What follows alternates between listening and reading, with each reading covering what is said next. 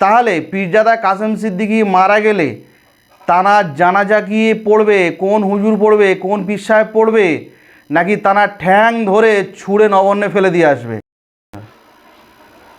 আপনারা যেটা বলতে যাচ্ছেন, কাসেম সিদ্দিকী একসময় বলেছিলেন পীরজাদা তোহা সিদ্দিকীকে উদ্দেশ্য করে, তিনি টিএমসির নাকি পা চাটছেন। করিয়ে দেখবে, আপনি দাঁড়ান, আপনার জিপটা দেখবো তৃণমূলের খেতে খেতে কত জিপটা মোটা হয়ে গেছে। এখন দেখছি সেই মাল দেখছি একদম পা চাটতে আরম্ভ করে দিয়েছে, পা চাটতে আরম্ভ করে দিয়েছে। কথা বুঝতে পারছেন না? অনেকে বলে তোহা হুজুর এই মমতার এই অমুকের, এই কে বলেছে রে বাবু, কে বলেছে? অত সহজ নয়। তিনি রাস্তায় দাঁড়িয়ে কাসেম সিদ্দিকী বলেছিলেন তোহা সিদ্দিকীর জিপটা দেখবেন, তার জিপটা কত মোটা হয়েছে। তো আজকের তিনি আবার সেই টিএমসি দলে নাম লিখিয়েছেন, তিনি এখন পা চাটতে শুরু করেছেন। অলরেডি সে কথা তুলে ধরেছেন পীরজাদা আমাদের তোহা সিদ্দিকী সাহেব। তো সব থেকে আপনাদের বলে রাখি, এই যে পা ছাটা এই সমস্ত কথাগুলো যেগুলো বলে গেছেন উনি, সব থেকে নিন্দাজনক ঘটনা। কেন, উনি একজন পীরজাদা ঘরের ছেলে, একজন পীর পরিবারের একজন বয়স্ক চাচাকে যিনি বলেছিলেন, এগুলো তো বলা আমার তো মনে হয় উচিত হয়নি। তো আজকে ফের আবার সেই তিনি টিএমসিতেই গিয়েছেন, তার মানে এখন তিনি শাসক দলের পা চাটছেন।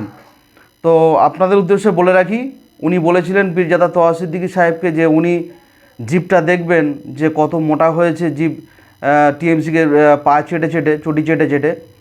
তো আগামী দিন আসছে, পশ্চিমবাংলার সাধারণ মানুষ, সাধারণ জনগণ, পশ্চিমবাংলার নাগরিক পীরজাদা কাসেম সিদ্দিকীর জিপটা দেখতে চাইবেন, যে তিনি টিএমসির চটি কত চেটেছেন, তার জিপ কত মোটা হয়েছে। পশ্চিমবাংলার সাধারণ মানুষ তারা জিপটা দেখতে চাইবেন। আপনি আগামী দিন প্রস্তুত থাকুন। পশ্চিমবাংলার সাধারণ মানুষ আপনার জিপ দেখতে চাইবেন, যে আপনি চটি চেটে চেটে আপনার জিপটা কত মোটা হয়েছে, পশ্চিমবাংলার মানুষ আপনার দেখতে চাইবে। তারপরে আর আপনার যে কথা বলেছিলেন যে টিএমসি যারা করে মুসলিম নেতারা, তারা জানাজা পড়া যাবে না, তাদেরকে লাশ নিয়ে ঠ্যাং ধরে নবান্ন ফেলে দিয়ে আসতে হবে।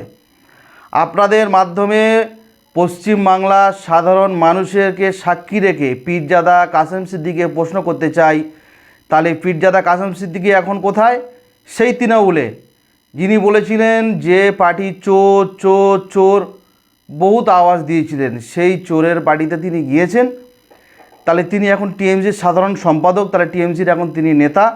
তাহলে পীরজাদা কাসেম সিদ্দিকী মারা গেলে তানার জানাজা কি পড়বে, কোন হুজুর পড়বে, কোন পীর সাহেব পড়বে, নাকি তানার ঠ্যাং ধরে ছুঁড়ে নবান্নে ফেলে দিয়ে আসবে? পীরজাদা কাসেম সিদ্দিকীকে প্রশ্ন করছি, আমি মোহাম্মদ মর্তুজা।